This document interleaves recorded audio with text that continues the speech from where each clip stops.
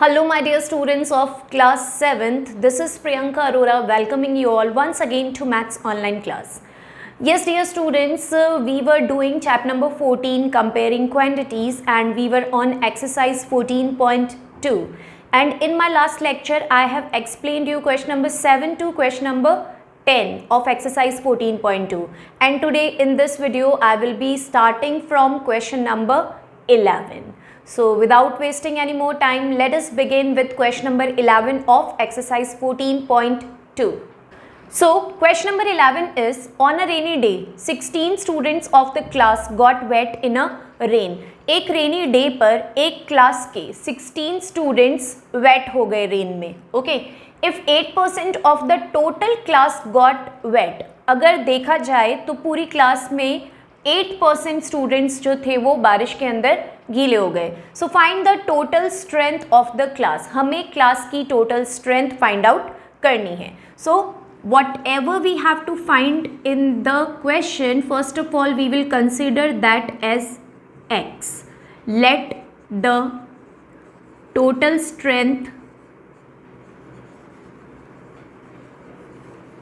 Of class be x. हम मानते हैं कि क्लास के अंदर टोटल एक्स स्टूडेंट्स हैं. ओके, अब क्या बोला गया है? How many students got wait? So students got wet is equal to 16. Fine. Then total percentage of total students got wet. Total students got wet. So अगर परसेंटेज में देखा जाए तो पूरी क्लास में से 8% स्टूडेंट्स जो थे वो वेट हुए हैं. सो हमें टोटल स्ट्रेंथ निकालनी है. तो टोटल स्ट्रेंथ निकालने के लिए हम क्या करेंगे? See total strength is equal to 8% of x is equal to 16. देखिए इक्वेशन कैसे फ्रेम करेंगे आप? टोटल का 8%. ओके, क्या बोला गया है कि टोटल स्ट्रेंथ का 8% जो था वो बारिश में भीगा है. So 8% of x is equals to कितने स्टूडेंट्स का गिवन है क्वेश्चन के अंदर कि वो वेट हुए थे? 16. सो इक्वल टू के राइट हैंड साइड में आएगा number of students who got wet and left hand side में आएगा percentage of students who got wet and then it will be multiplied by the total strength of the class that we have taken x. Now in the next step remove the percentage sign. So it will be 8 upon 100. Of means multiply. This of will become multiply. Then you have to put x is equal to 16. Now in next step, this x will remain here only and this 100 will go that side in multiplication and 8 will come in division. Okay. Now cancel 8 and 16. 8 ones are 8. 8 twos are 16. So x is equals to 2 into 100 is equals to 200. So this is the total strength of the class. Okay, we have got the value of x and x we have taken as the total strength of the class. So that is 200. Fine students? Yes. Now the next question is question number 12. The ratio of expenditure and saving of Raju is 11:9. Raju की expenditure और savings का ratio given है 11:9. Find out What % of his salary he spend. हमें find out करना है कि अपनी salary का वो कितना परसेंटेज स्पेंड करता है and also find his savings. और हमें उसकी सेविंग्स का अमाउंट भी निकालना है. If he earns ₹32,000. ये बताया गया है कि अगर उसकी अर्निंग 32,000 है तो आप ये भी निकालिए कि उसने कितना एक्सपेंडिचर करा है और ये भी बताइए कि उसने कितनी सेविंग्स करी है. Fine. So see first of all you will be writing given ratio. Ratio कितना गिवन है क्वेश्चन के अंदर? So it is given 11:9. So this is the ratio of expenditure and saving. ये एक्सपेंडिचर और सेविंग का ratio है. That means 11 हो जाएगा फर्स्ट वर्ड एक्सपेंडिचर है तो 11 हो जाएगा expenditure, and second word saving है, सो सेकेंड रेशियो हो जाएगा सेविंग का. नाउ नेक्स्ट स्टेप में आप निकालेंगे सम ऑफ रेशियो. आप यहाँ पर रेशियो का सम करिए, सो that will be 11 plus 9, so it will be equal to 20. Okay, then his total earning is given, his earning, so his earning is given as rupee 32,000. ये उसकी earning है. फाइन, अब हमें क्या निकालना है, जितना वो स्पेंड करता है उसका परसेंटेज निकालना है. तो पहले हम अमाउंट में निकालेंगे, तो पहले हम उसकी एक्सपेंडिचर निकालेंगे, एक्सपेंडिचर का अमाउंट. सो हिज एक्सपेंडिचर निकालने के लिए आप पहले एक्सपेंडिचर का रेशियो से फ्रैक्शन फ्रेम करेंगे. सो एक्सपेंडिचर का रेशियो कितना है 11, इससे अगर आप फ्रैक्शन फ्रेम करेंगे तो आपका आ जाएगा 11 upon total is 20. Okay, that will be multiplied by total salary, that is 32,000. His total earning से आप मल्टीप्लाई करोगे तो आपके पास एक्सपेंडिचर का फिगर आ जाएगा कि वो कितना एक्सपेंड करता है. Now 0 to 0 cancel it by the table of 2, 2 1s are 2, 2 6s are 12 and double 0. Then 1600 multiply by 11. So आप जीरोस को रिमूव कर दीजिए और 16 को 11 से मल्टीप्लाई करिए. सो 1 and 6, देन अगेन 1 and 6, तो it will B 176. So that means here it will come rupee 176, and now we will put 2 zeros. So 17,600 is his expenditure. ये उसका expenditure है, but question में percentage पूछा है, percentage of salary he spent. So percentage of salary he spent. अब इसका percentage निकालने के लिए आपको पता है, मैंने आपको बताया था कि किसी का भी परसेंटेज निकालते हैं तो उसको हम 100 से मल्टीप्लाई करते हैं. तो अभी हमें क्या करना है, एक्सपेंडिचर का परसेंटेज निकालना है. तो उसके लिए हम क्या करेंगे, पहले इसको हम इक्वेशन में सेट करेंगे. लाइक आप फ्रैक्शन में डालोगे, सबसे ऊपर आपका आ जाएगा एक्सपेंडिचर का जो भी फिगर है वो, डिनोमिनेटर में आएगा टोटल, डिनोमिनेटर में टोटल आता है और यहाँ टोटल है उसकी earning. So total earning is रupee 32,000, so that will come in the denominator. Okay, and since we are converting it into percentage, so we will multiply it by 100. आप इसको 100 से फिर फाइनली मल्टीप्लाई कर देंगे. Now cancel the zeros, 2 zeros will be cancel of 100, 1 0 will be cancelled of 17,600, and rupee to rupee will be cancelled.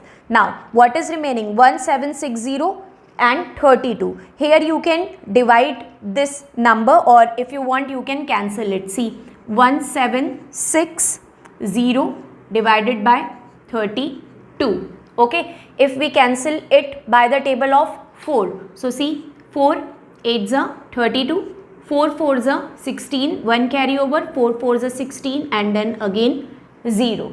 Now you can cancel it by the table of 8 now. 8 1s are 8, 8 5s are 40, then 4 carry over again 40, 8 5s are 40. That means 55%. So it was asked percentage of salary he spent. Therefore he spent 55% of his salary. 55% of his salary. Right? Understood? पहले हमने क्या करा, पहले हमने expenditure का amount निकाला, amount में निकाला कि वो कितना स्पेंड करता है, फिर उसी अमाउंट के थ्रू हमने परसेंटेज में कन्वर्ट किया, मल्टीप्लाई बाय 100 करके. So this was the first value which we have calculated. Now the second information which we have to find out is find his savings. हमें उसकी savings भी find out करनी है कि उसने कितना amount save करा है. And to find out the saving is very easy now. आपको सेविंग फाइंड आउट करने के लिए अब क्या करना पड़ेगा, सेविंग इज इक्वल्स टू, आपको टोटल सैलरी पता है, उसकी टोटल अर्निंग पता है जो कि क्वेश्चन में गिवन थी, माइनस एक्सपेंडिचर, और एक्सपेंडिचर का फिगर हमने कैलकुलेट कर ही लिया है. तो टोटल अर्निंग में से जब आप एक्सपेंडिचर को सब्ट्रैक्ट करोगे तो बाकी का क्या हुआ, उसने सेव कर लिया. So his total earning was given in the question as 32,000 and then he has spent how much? He has spent 17,600. So rupee 17,600 he has spent. So how much is remaining? See, 32,000 minus 17,600. So it will be 0, 0, and then 10 minus 6 is equals to 4. 11 minus 7 is equals to 4, and 2 minus 1 is equals to 1. So rupee 14,400 is the amount which he has saved. Okay students, got this question? Two things were asked in the question. The first one was the percentage of the amount he has spent and the amount of his saving. So for that you have to follow this method. Fine students, go through this solution again. If you have any doubt, any confusion, then please ask me. Okay? Yes students, now the next question is question number 13. A school team won 9 matches this year against 5 matches won last year.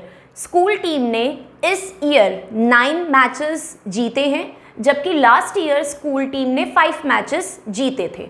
So what is percentage increase? तो कितना increase हुआ है? Last year 5 थे, इस year 9 है, तो obviously increase हुआ है. ओके, अब कितना इंक्रीज हुआ है ये हमें इसमें बताना है. परसेंटेज इंक्रीज और डिक्रीज का एक फॉर्मूला होता है, वो फॉर्मूला मैं आपको बता रही हूँ, उसी फॉर्मूले के अकॉर्डिंग हम इस क्वेश्चन को सॉल्व करेंगे. सो परसेंटेज इंक्रीज और डिक्रीज का क्या फॉर्मूला होता है देखिए पहले आप. परसेंटेज या तो कभी इंक्रीज होती है या फिर डिक्रीज होती है. ओके, इसका फॉर्मूला होता है change in value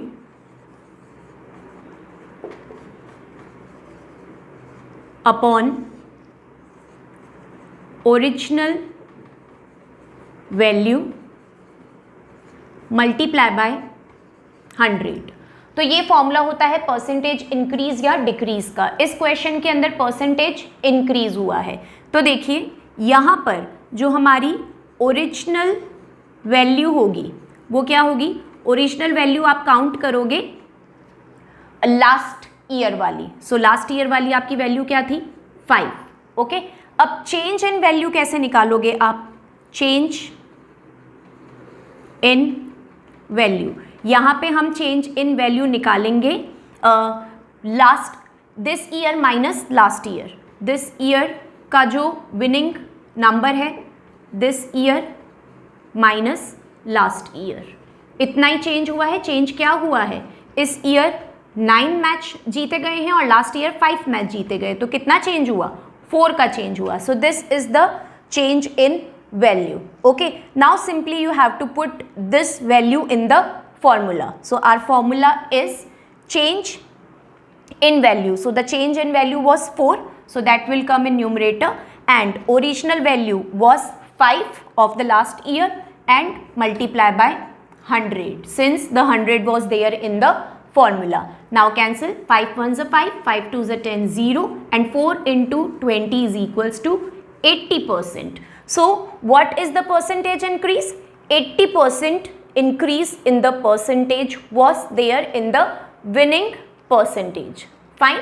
Yes students, now our next question is question number 14, which is similar to question number 13 only. The formula which we have applied in question number 13, the same formula we have to follow in this question also. And the question is, the value of car decreased from 4,50,000 to 3,75,000. In previous question there was percentage increase, in this question there is percentage decrease. So the previous value of the car was 4,50,000 and then it was decreased, and the decreased value now is 3,75,000. So find the percentage decrease in the price of the car. हमें निकालना है कि car के अंदर कितना percentage decrease हुआ है उसकी प्राइस में. सो फॉर्मूला आप वही करेंगे यहाँ पर. अब यहाँ पर हमारा फॉर्मूला लगेगा परसेंटेज डिक्रीज का. Okay, so percentage decrease formula वही रहेगा, बस नेम चेंज हो जाएगा. वहाँ पे मैंने आपको इंक्रीज और डिक्रीज दोनों करके बताया था. सो क्या फॉर्मूला था हमारा? Change in value upon original value original value and multiply by 100. Okay, so firstly original value क्या होगी यहाँ पर, तो मैंने आपको लास्ट क्वेश्चन में भी बताया था, जो प्रीवियस वैल्यू होती है उसी को हम ओरिजिनल वैल्यू लेते हैं. सो ओरिजिनल वैल्यू यहाँ पर क्या हो जाएगी, the value of car decrease from this to this. तो पहले क्या थी 4,50,000, फिर डिक्रीज हो गई, तो आप ओरिजिनल वैल्यू यहाँ पर लेंगे 4,50,000. लाइक प्रीवियस वाले क्वेश्चन में क्या था कि पहले 5 मैचेस जीते गए थे और बाद में वो इंक्रीज होकर बढ़ गए थे, तो फिर वहाँ पर हमने क्या लिया था, 5 को लिया था, 9 को नहीं लिया था. तो यहाँ पर भी आप क्या करोगे, 4,50,000 को लोगे, 3,75,000 को नहीं लोगे. अब change in value, change in value में आप क्या लेंगे यहाँ पर, तो जो आपकी प्राइस थी प्रीवियस वाली उसमें से आप करंट प्राइस को सब्ट्रैक्ट कर लोगे. सो 4,50,000 में से आप क्या करोगे, माइनस करोगे 3,75,000 को. Okay, so this you have to subtract. So 3 zeros will come as it is. Now 10 minus 5 will give you 5 and this will become 14. So 14 minus 7 is equals to 75,000. So this is the decrease in price, that is change in value. Now you have to put this thing in the formula. So change in value का amount क्या आ गया, 75,000. So that will come in numerator. 75,000 will come in numerator. Then original value in denominator. So that will come 4,50,000 rupees. So 4,50,000 rupees and percentage no. So it will be multiplied by 100. Rupee to rupee cancel and then 1, 2, 3. 1, 2, 3 zeros, 1 and 1. One more zero is cancelled. Now 750 in numerator it is 750 and denominator it is 45. So cancel it by the table of 5. You cancel 5 9s are 45, 5 1s are 5, 2 carry over 25, 5 5s are 25 and 0. So 150 upon 9. So either you can write 150 upon 9% और we can convert it into mix fraction. Mix fraction में हम कैसे convert कर सकते हैं, आप 150 को 9 से डिवाइड करिए. So 9 1s are 9. Then 6 will come here and 0 will come down. Then 9 6 times is 54. Subtract 6 will come here. Okay. Then what you will do?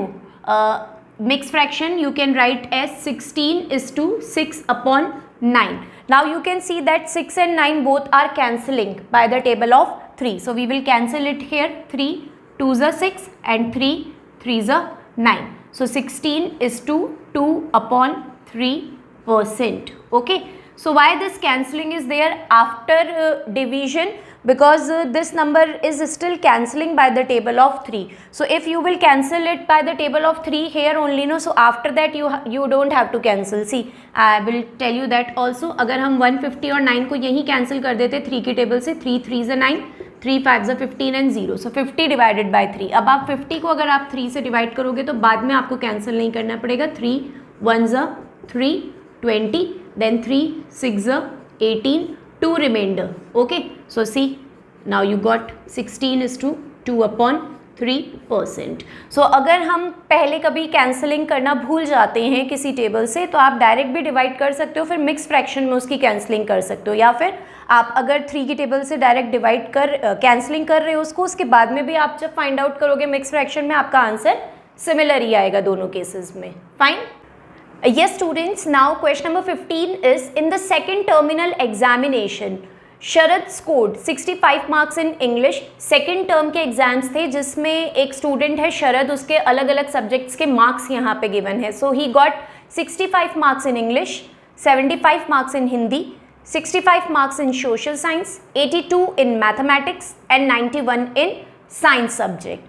If the maximum marks of each subject is 100, अगर maximum marks that means ये जो सब उसके marks आए हैं total 100 में से आए हैं. सो find the percentage of his aggregate marks. Aggregate word means here total marks. तो टोटल मार्क्स जो उसके हैं उसका परसेंटेज हमें फाइंड आउट करना है. So for this what you will do, firstly you will write Sharad scored. पहले आप शरद का स्कोर लिखोगे ईच सब्जेक्ट में. In Sharad scored in English. So English में उसने कितना स्कोर किया है? 65. Hindi he scored how much? 75. Then social science, that means SST, he scored 65. Then in mathematics he scored 82. And then finally in science subject he scored how much? He scored 91. Okay, now you do total. अब उसके total कितने marks आ गए सारे subjects में मिलाकर? सो सी 5 + 5 10 + 5 15 + 2 17 + 1 18. Okay, then 9 + 1 10 + 8 18 18 + 6 24 24 + 6 is 30 and 30 + 7 is equals to 37. So he got total 378 marks out of how much? See, it was given each subject was of 100 marks, right? So 100 English, 100 Hindi, 100 SST. So total how many subjects are there? 1 2 3 4 5. 5 subjects are there and one subject is of 100 marks. So 5 subjects will be of 500 marks. So from 500 he has secured 378 marks. So in next step you will write total marks he secured in all subjects. So सारे subjects को मिलाकर उसने कितना score किया? 378. And maximum marks of each subject. So her subject का maximum marks क्या था? It was 100. Okay, so for 5 subjects the maximum marks will be 5 into 100 क्योंकि हर सब्जेक्ट का 100 ही होगा. So maximum marks was total 500 out of which he has secured 378 marks. Now we have to find out his percentage of aggregate marks. So उसके aggregate marks कितने थे? 378. So that will come in numerator. 378 total कितने में से आए? 500 में से. So that will come in denominator and it will be multiplied by 100 because we are converting it into percentage. Now these 2 zeros to 2 zeros will be cancelled and then you have to divide 378 by 5. So divide this 378 by 5. 5 7 times 35. Subtract 7 minus 5 2. Bring this 8 down. 5 5s are 25. Then 3 will be remainder. Put decimal 0. 5 6s are 30. Okay. So he got 75.6% marks. Okay. So this is the percentage of his marks. So first of all you have to do the total of all the marks which he has got in different subjects. Then you have to do the total of his maximum marks also of each subject. So of each subject it was 100. So total 5 subjects were there. So 500. Then you have to find out the percentage like this as I have done here. Okay. Yes students, see question number 16. It is an alloy consist of 35% zinc. एक alloy है, वो alloy है zinc, निकल और copper से बना हुआ. अब उसके अंदर 35% जिंक है, 45% निकल है और 20% कॉपर है. और वो जो अलॉय है उसका खुद का वेट गिवन है 1 kg. अब हमें कैलकुलेट करना है वेट के अंदर, मास के अंदर कि जिंक कितना है उसके अंदर, निकल कितना है और कॉपर कितना है. परसेंटेज में गिवन है, हमें मास में फाइंड आउट करना है. Okay, understood the question. Now let's begin the solution. So for this, first of all you will write weight or you can write mass of an alloy. Alloy का कितना मास है? It is given 1 kg। 1 kg मास यहाँ पर given है उस particular alloy का जो कि जिंक, निकल और कॉपर से बना हुआ है। अब यहाँ पे आप क्या करेंगे, 1 kg को आप कन्वर्ट कर देंगे and you know, all of you know 1 kg is equals to 1000 gram. Question को हम सॉल्व करने के लिए हमें ग्राम में यूनिट्स निकालनी पड़ेगी, तो हम जब तक इसको कन्वर्ट नहीं करेंगे हम क्वेश्चन को सॉल्व नहीं कर पाएंगे। ओके, सो आप यहाँ पे क्या करोगे, 1 kg को कन्वर्ट करके आप यहाँ पर लिख दोगे 1000 gram. So the weight of that alloy, total weight of that alloy was 1000 gram. Okay, in kg it was 1 kg, but in gram it was 1000 gram. Now, one by one we have to find out the mass of each zinc, nickel and copper. So firstly I am starting with mass of zinc in an alloy. So वो जो alloy था उसके अंदर zinc का कितना मास है, तो कितना गिवन था 35%. So 35% ऑफ टोटल कितना है 1000 ग्राम। देखिए 1 kg को हमने कन्वर्ट करके 1000 ग्राम कर दिया। सो अब आप देखो 35% रिमूव करोगे आप 100 आ जाएगा, मल्टीप्लाई बाय, अब अगर आप इसको चेंज नहीं करते kg में ही रहता तो यहाँ पर क्या आ जाता 1 kg, बट हमें पूरा प्रॉपरली सॉल्व करना है इसलिए हमने इसको स्मॉलर यूनिट में चेंज करके ग्राम में कन्वर्ट कर लिया। Now 2 zeros to 2 zeros cut, now you can simply multiply it, that is 350 gram. So from that alloy of 1000 gram, zinc was 350 gram. Similarly, we will find the mass of nickel and copper. So mass of nickel here, so it will be what, 45% of what, total 1000 gram that we have changed.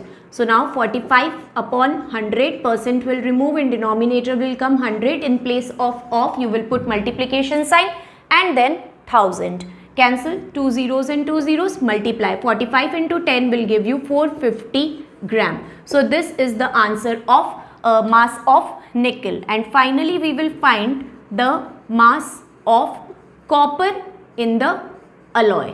Copper is equals to, copper was 20%, so 20% of 1000 gram. So it will be 20 upon 100 multiply by 1000 gram. Again cancel 2 zeros, so it will be 20 into 10 is equals to 200 grams. See students, so this will be the mass of zinc, then nickel and copper. और अब आप जब इन तीनों को add करेंगे तो आप देखेंगे कि आपके पास वापस 1000 ग्राम यानी कि 1 kg फाइंड आउट हो जाएगा। सी 350 plus 450 will give you 800 and 800 plus 200 is 1000 again. So that particular 1000 gram is divided into zinc, nickel and copper in different percentage. So we have calculated the exact mass of all these three.